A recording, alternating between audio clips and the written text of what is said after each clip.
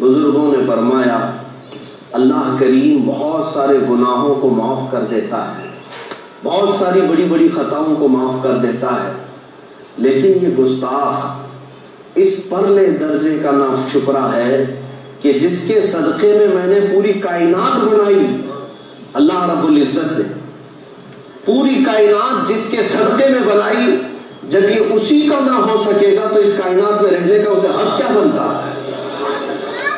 حضور پاک صلی اللہ تعالیٰ علیہ وسلم اصل کائنات ہے، روح کائنات ہے، مقصد کائنات ہے، اور انہی کے ساتھ کوئی غداری کرتا ہے، ان کی توہین کا مرتکب ہوتا ہے، ان کا گستاخ ہوتا ہے، تو یہ قانون الہی ہے کہ پھر اسے اس کائنات میں رہنے کا حق کیسے بنتا ہے؟ جس کے لیے یہ کائنات بنی ہے، زمین و آسمان بنے ہیں۔ عزیزان گرامی وقار، ہم اور آپ تو اس مسئلے کو سمجھ سکتے ہیں، آپ مسلسل علماء کے خطابات سنتے رہتے ہیں یا اس ماحول میں ہیں، لیکن میں محسوس یہ کرتا ہوں کہ وہ لوگ جو دین سے ہمارے وابستہ نہیں یا جانتے نہیں، غیر مسلم، ان کو یہ بات بہت عجیب سی لگتی ہے کہ مسلمان اتنے بھاؤک کیوں ہوتے ہیں۔ ہم سے بھی 2 دن قبل دلی میں یہی ساری باتوں کی پوچھ تاچھ ہوتی رہی، اتنے جذباتی کیوں ہوتے ہیں، اور اسی مسئلے پر اتنا زیادہ آپ کو جذبات میں آنے کی کیا ضرورت ہوتی ہے؟ یہ دنیا کی سمجھ سے باہر ہے۔ اب ہم انہیں کیسے سمجھائیں کہ میرے عزیزو، ہمارا پورا دین ہی مصطفیٰ کے قدموں تک پہنچنا ہے، جس کو اقبال نے کہا ہے بمصطفیٰ برساں خیش کے دی ہما اوست، گر بہو نہ رسیدی تمام بول حدیث۔ اپنے آپ کو رسول اللہ کے قدموں تک پہنچا دے، یہی دین ہے۔ اگر وہاں تک نہیں پہنچا تو زندگی ابو لہب سی ہے۔ اب ان لوگوں کو یہ بات سمجھ میں نہیں آتی کہ مسلمان اتنا جذباتی کیوں ہوتا ہے، اس مسئلے کو اتنا سینسیٹیو کیوں بنایا گیا، اتنا حساس کیوں بنایا گیا ہے۔ عزیزان گرامی وقار، ہم انہیں مسئلے کے طور پر کیسے سمجھائیں، لیکن مثال کے طور پر سمجھانے کی کوشش کی۔ کہا کیا آپ کو پتہ ہے گھر کے اندر رنگ و روغن بھی ہوتا ہے، خوبصورتیاں بھی ہوتی ہیں۔ مثال کے طور پر مسجد میں بھی دروازہ بھی ہے، کھڑکیاں بھی ہے، پینٹ بھی لگا ہے، پنکھا بھی ہے، سب کچھ مل کر کے بنتا ہے۔ آپ یہاں کا پینٹ اکھاڑیں، آپ یہاں کا پنکھا توڑ دیں، آپ یہاں کا دروازہ ڈیمیج کر دیں، یہ تمام باتیں وہ ہیں جس کو مالک مکان برداشت کر لے جائے اور آپ کو بھی کچھ نہ ہو۔ لیکن اگر اس میں کرنٹ کی سپلائی کہیں سے آ رہی ہے اور اس تار کو اگر آپ ہاتھ لگا دیں تو مسئلہ بڑا خطرناک ہو سکتا ہے، تمہاری جان بھی جا سکتی ہے۔ تو گھر کے اندر یہ جو ساری چیزیں ہیں بہت ساری خوبصورتی کو بنانے والی، لیکن کرنٹ کا مسئلہ کچھ اور ہی ہوتا ہے۔ اسی طرح ہماری زندگی کے بہت سارے مسائل ہیں، جب تم ان کے ساتھ چھیڑ چھاڑ کرتے ہو تو ہو سکتا ہے یہ تمام معاشرہ، یہ ہماری جماعت صبر کے ساتھ آگے بڑھ جاتی ہے۔ ہمارے گھروں کو بلڈوزروں سے توڑ دیا، ہمارے بچوں کو گولی سے مار دیا، ہمارے ساتھ کیا کیا نہیں کیا، لیکن جب تاجدار مدینہ کی ذات کو تم انگلی اٹھاتے ہو تو سیدھے ایسے سمجھو کہ کرنٹ کے تار کو پکڑتے ہو۔ یہ سینسیٹیوٹی جو ہے نبی پاک صلی اللہ تعالیٰ علیہ وسلم کو لے کر ہمارے ساتھ اس لیے بھی ہے کہ قرآن نے کہا ہے النبی اولیٰ بالمؤمنین من انفسہم، نبی مومنوں سے ان کی جان سے زیادہ قریب ہے، جان سے زیادہ جو قریب ہے، اس لیے یہ مسئلہ اس قدر حساس ہوتا ہے۔ آج بھی دنیا اس بات کو دیکھ رہی ہے، انہیں تکلیف اسی بات کی ہے کہ مسلمان اتنا بھاؤک کیوں ہوتا ہے، اتنا جذباتی کیوں ہوتا ہے۔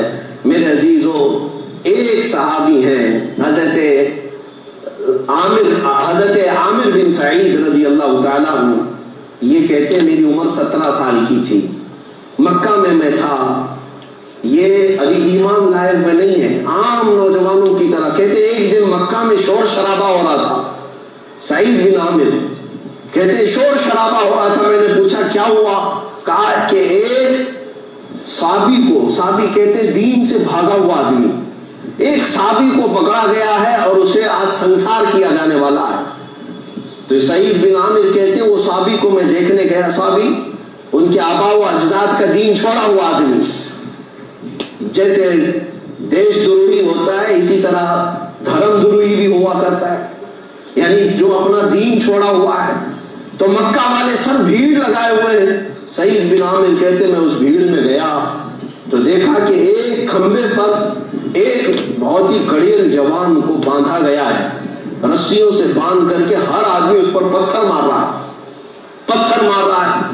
اور ابو جہل کی آواز بڑے زور و شور سے آ رہی تھی، وہ سردار تھا، اور اس کے بعد لوگ وہاں پر ناخنوں کو پکڑ سے کھینچتے۔ تو سعید بن عامر کہتے میں نے پوچھا کہ یہ ہے کون، کیا چوری کیا اس نے؟ کہا یہ صحابی دین چھوڑا ہوا آدمی، اس کا نام خبیب ابن عدی ہے۔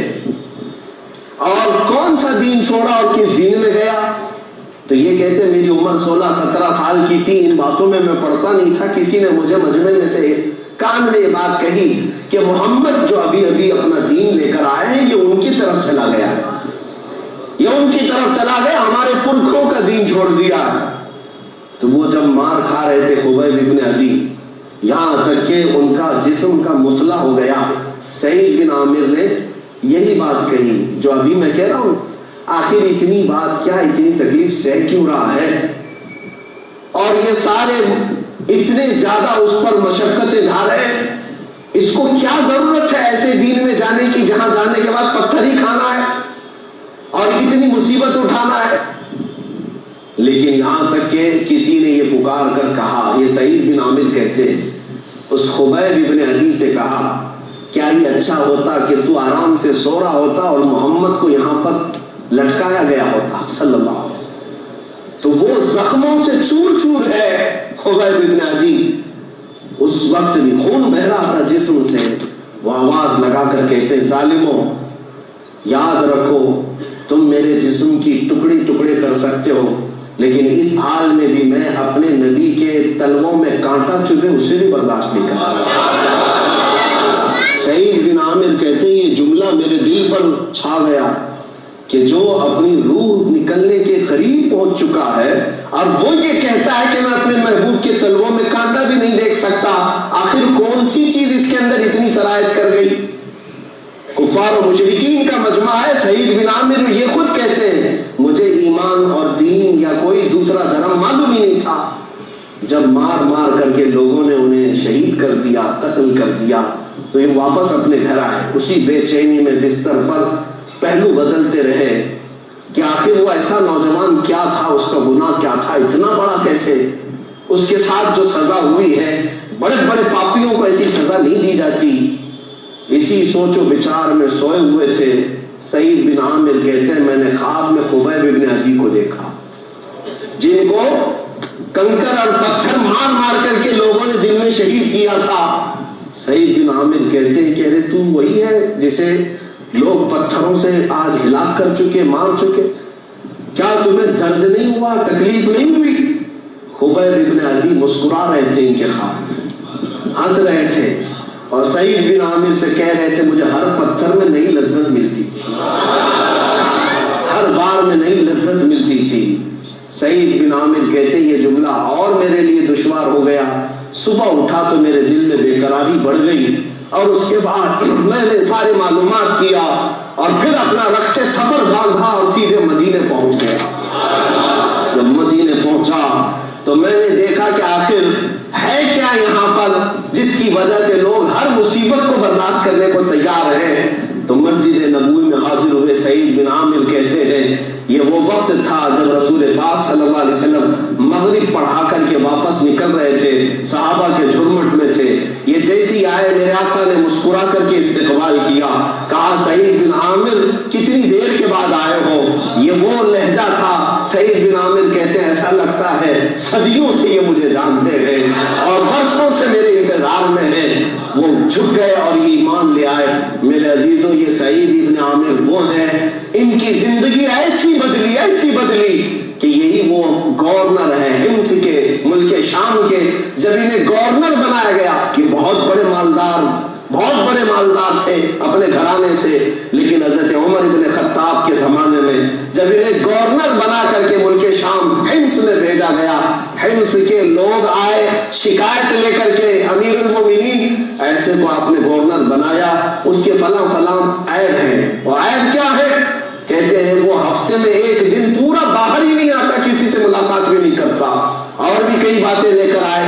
حضرت عمر ابن خطاب گورنروں پر بہت سخت پکڑ رکھتے تھے، طلب کیا، بلکہ خود حضرت عمر حاضر ہوئے ملک شام میں، حضرت سعید ابن عامر کو بلایا، تمہاری رعایا یہ تمہاری بات لے کر شکایت لے کر میرے پاس آئی، ہفتے میں ایک دن پوری چھٹی مناتے ہو، صبح سے جاتے ہو تو شام تک تم رعایا سے لوگوں سے میل جل بھی نہیں رکھتے، آخر کیا بات ہے؟ سعید ابن عامر رونے لگے، کہا امیر المومنین میرے پاس صرف اور صرف ایک جوڑا ہے جس کو 6 دن تک پہنتا ہوں، 6 دن تک پہنتا ہوں، 7ویں دن اسے اتار کر کے صرف اپنے بدن پر ایک چھوٹا سا ٹاٹ کا کپڑا رکھتا ہوں، دھوتا ہوں، سکھاتا ہوں، پھر اسی کو پہن کر کے باہر آتا ہوں۔ ایسے دنیا کو ترک کر دیا۔ حضرت عمر ابن خطاب کی آنکھوں میں آنسو آ گئے، رونے لگے، اور پھر اللہ کی بارگاہ میں دعا کرتے ہیں تو سعید ابن عامر کے وسیلے سے دعا کرتے ہیں۔ میرے عزیزو، سعید ابن عامر سے پھر پوچھا گیا تم نے ساری دنیا چھوڑ دی، سارے لذتیں چھوڑ دی، اب یہ زندگی گزارنے کا یہ طریقہ اپنا لیا۔ سعید ابن عامر کہتے ہیں میری وہ جوانی کا دور تھا جب میں 16-17 سال کا تھا، وہ ایک عجیب وقت تھا، لیکن جب میں نے بارگاہ مصطفیٰ میں اپنی گردن دے دی، میرے آقا کی غلامی میں آیا، مجھے دنیا کی ہر لذت پھیکی لگتی ہے جب میں نے حضور کو ایک بار اپنی آنکھوں سے دیکھا ہے۔ یہی وہ کیفیت ہے جس کو آج پورا عالم محسوس کر رہا ہے کہ مومن اگر جیتا ہے تو صرف یہ اپنے نبی کو دیکھنے کی تمنا میں جیتا ہے، اور اس سے اس کا جو تعلق ہے آپ کو پتا ہے، یورپ والے بڑے بڑے جو ان کے جرنیل تھے، انگریزوں کے بڑے بڑے جرنیل، انہوں نے ایک جملہ کہا تھا جس کو اقبال نے اپنے شعر میں منتقل کیا، کیا ہے؟ یہ فاقہ کش موت سے ڈرتا نہیں ذرا۔ مسلمانوں کے حال یہی ہے، فاقہ کش بھوک برداشت کرتے ہیں، ان کے پاس کھانے پینے کی صحیح ڈھنگ کی چیزیں نہیں ہوتی، لیکن یہ موت سے نہیں ڈرتا۔